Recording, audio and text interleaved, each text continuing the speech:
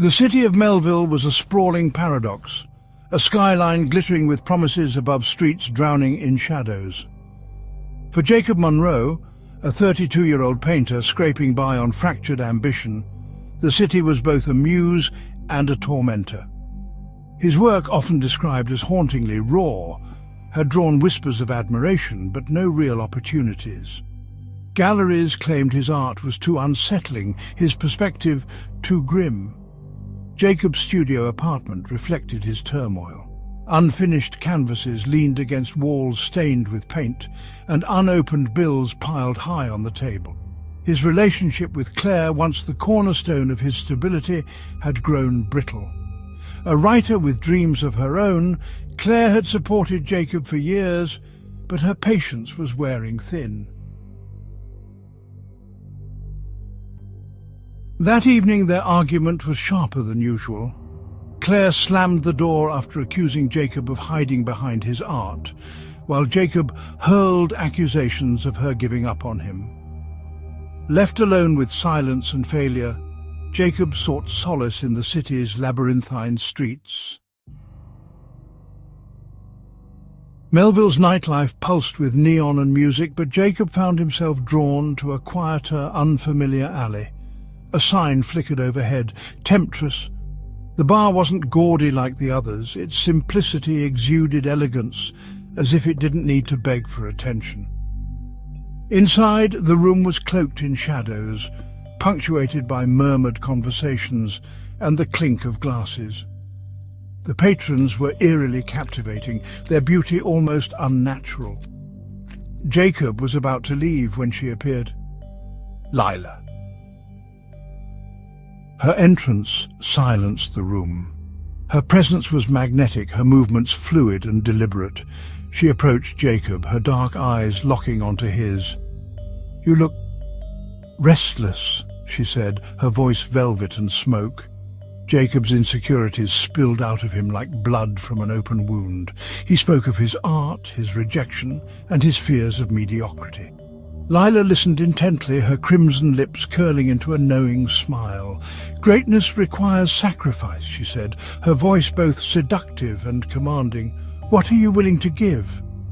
Jacob laughed nervously, unsure if she was serious, but her question clung to him long after he stumbled back into the night. Jacob's paintings changed overnight. The hesitation in his brushstrokes vanished, replaced by a ferocity that left him breathless. Each face he painted seemed to leap off the canvas, their eyes brimming with emotion, their expressions painfully vivid.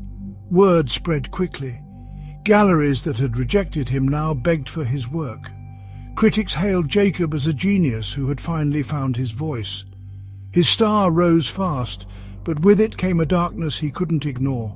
Jacob painted compulsively, often for days without sleep.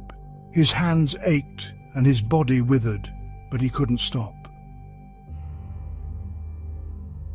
Claire, still living with him, but increasingly estranged, watched in growing horror. His once boyish charm had hardened into cold arrogance. "It's her, isn't it? That woman you met. She's done something to you." Jacob couldn't deny it. Lila visited him often, though she never used the door.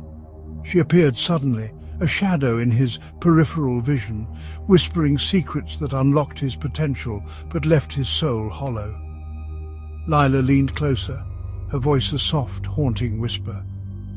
"True art is born of pain. You're only scratching the surface."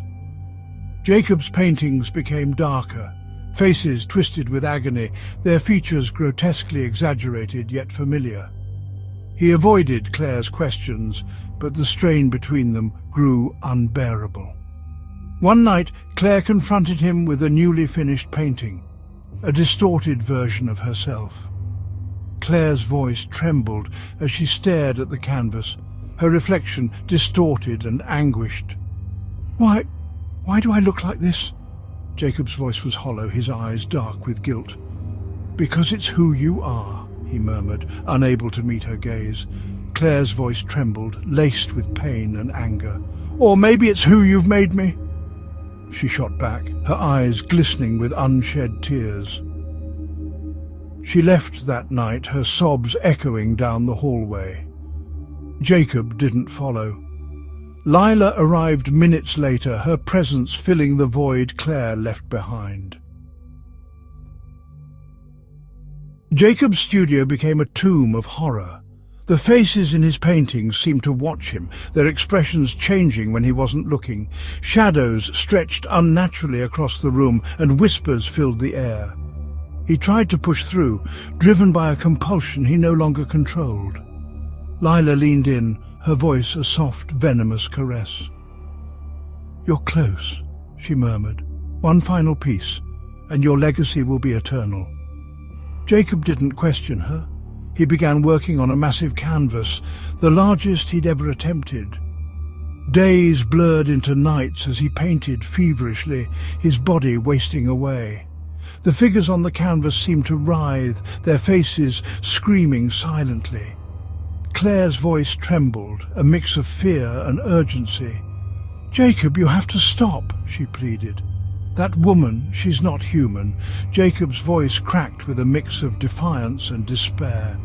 "Do you think I don't know that?" he shot back, his eyes dark and unyielding. "But it doesn't matter anymore. This is who I am." Claire's voice trembled, her eyes filled with both sorrow and anger. "Then you've already lost," she whispered, as if the words themselves were the final nail in a coffin that had already been sealed. As she turned to leave, the faces in Jacob's paintings began to move, their mouths opened in agony, their eyes rolling wildly. The room filled with a cacophony of screams.